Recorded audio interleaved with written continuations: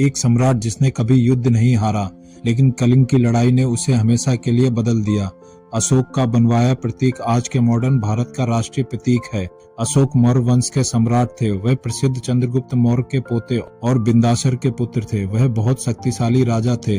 अपने प्रारंभिक वर्षों के दौरान वह अपनी क्रूरता के लिए जाने जाते थे, लेकिन कलिंग के साथ उनकी लड़ाई ने उन्हें पूरी तरीके से बदल दिया और उन्होंने बौद्ध धर्म को अपना लिया। वह एक शांति प्रिय व्यक्ति बन गए और प्रेम और शांति को अपने राज्य और पड़ोसी राज्यों में प्रचारित करने लगे और लोग उन्हें देव नाम प्रियदर्शन के रूप में संबोधित करने लगे, मतलब राजा प्रियदर्शी यानी देवताओं का प्रिय। सम्राट अशोक का जन्म 304 ईसा पूर्व पाटलिपुत्र पटना में हुआ और अशोक का पूरा नाम देवनाम प्रिय अशोक मौर्य था। अशोक का राजकाल 269 ईसा पूर्व से 232 तक था। अशोक को चक्रवर्ती सम्राट अशोक कहा जाता है।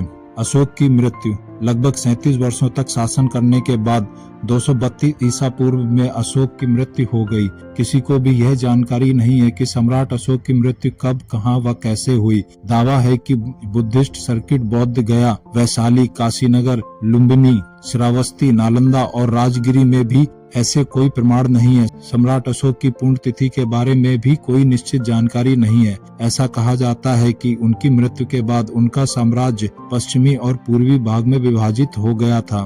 पूर्वी भाग पर अशोक के पोते दशरथ का शासन था, जबकि पश्चिमी भाग पर संप्रति का शासन था। लेकिन यह बड़ी दुख की बात है कि सम्राट अशोक की कोई जयंती नहीं मनाई जाती है और न ही कोई सार्वजनिक अवकाश। जिस सम्राट अशोक का चिन्ह अशोक चक्र को हम भारतीय अपने ध्वज में लगाते हैं, जिस सम्राट अशोक का राज्य चिन्ह चारमुखी शेर को भारतीय राष्ट्रीय प्रतीक मान के सरकार चलाते हैं और सत्यमेव जयते को अपनाया है, जिस देश में सेना का युद्ध सम्मान सम्राट अशोक के नाम से अशोक चक्र दिया जाता है, जिस सम्राट से पहले या बाद में कभी कोई राजा या सम्राट नहीं हुआ, जिसने अखंड भारत जो आज का संपूर्ण भारत, पाकिस्तान, अफगानिस्तान, नेपाल, बांग्लादेश, भूटान, म्यांमार के अधिकांश भूभाग पर एक छत्र राज किया हो, उस समय तक से आज तक का सबसे बड़ा भारतीय साम्राज्य रहा है। जिस सम्राट अशोक ने अपने शासनकाल में 23 विश्वविद्यालयों की स्थापना की, जिसमें से तक्षशिला, नालंदा, विक्रमशिला, कांधार आदि विश्वविद्यालय प्रमुख थे, जिनमें उस समय विदेशी छात्र पढ़ने आते थे।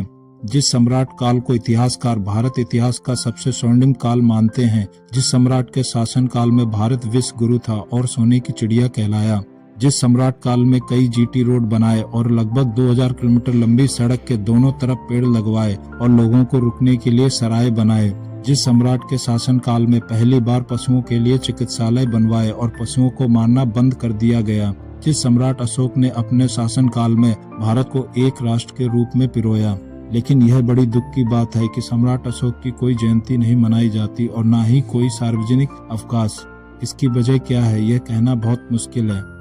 दोस्तों, आपकी क्या राय है सम्राट अशोक के बारे में कमेंट बॉक्स में जरूर लिखें और साथ ही यह भी लिखें कि अगला वीडियो किस राजा के बारे में बनाएं।